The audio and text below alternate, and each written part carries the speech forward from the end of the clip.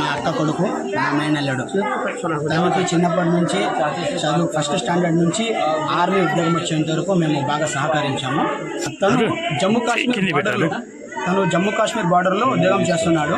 తనకు మొదటిగా ఉద్యోగం వచ్చినప్పుడు నాసిక్లో తను ట్రైనింగ్ తీసుకున్నాడు 6 months. నాసిక్లో ట్రైనింగ్ అయిన తర్వాత అస్సాంకి జాబ్ పోస్టింగ్ ఇచ్చారనమాట. అస్సాంలో 1 year జాబ్ చేశాడు. ఆ అస్సాంలో 1 year జాబ్ చేసిన తర్వాత మళ్ళా పంజాబ్కి ట్రాన్స్ఫర్ చేశారనమాట. పంజాబ్లో జాబ్ చేస్తూ మొన్న అంటే 2 days బ్యాక్ జమ్మూ కాశ్మీర్ బార్డర్కి అక్కడ వెళ్ళాలి అని తను మాకు ఫోన్ చేసి చెప్పాడు. నిన్న కూడా మాతో బాగానే మాట్లాడాడు. తను ఒకటే, ఈ ఉద్యోగం వద్దురా అన్న కూడా తను ఒకటే మాట అన్నాడు, చస్తే నేను దేశం కోసం చేస్తాను, నేను చచ్చిపోయినప్పుడు నా బాడీ మీద భారతదేశపు జెండా కప్పాలి అని ఫస్ట్ నుంచే తను ఈ మాట వాళ్ళ అమ్మ నాన్నకు చెప్పాడు.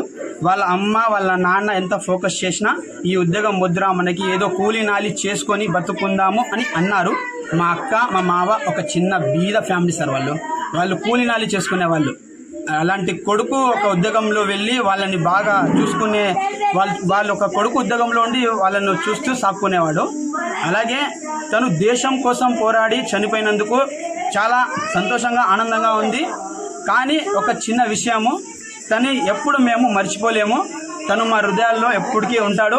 ఈ భారతదేశంలో ఉన్న ప్రతి ఒక్క పౌరులకి నేను చెప్తున్నాను, పాకిస్తాన్లో ఉండే ఉగ్రవాదులకి, లోఫర్ నా కొడుకులకి, నా కొడుకులకి కూడా వదులుకోకుండా వీలైతే మోదీ సార్ గారికి రిక్వెస్ట్ చేస్తున్నాను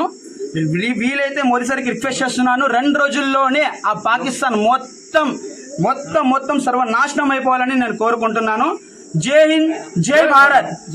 నాకుండే 2 కొడుకులకి కూడా ఆర్మీలోనే పంపిస్తాను. ఆ దేశం కోసమే పోరాడతాం, దేశంతోనే ఉంటాము. పాకిస్తాన్ నా కొడుకులకి తరిమి కొట్టాలి, నా కొడుకులకి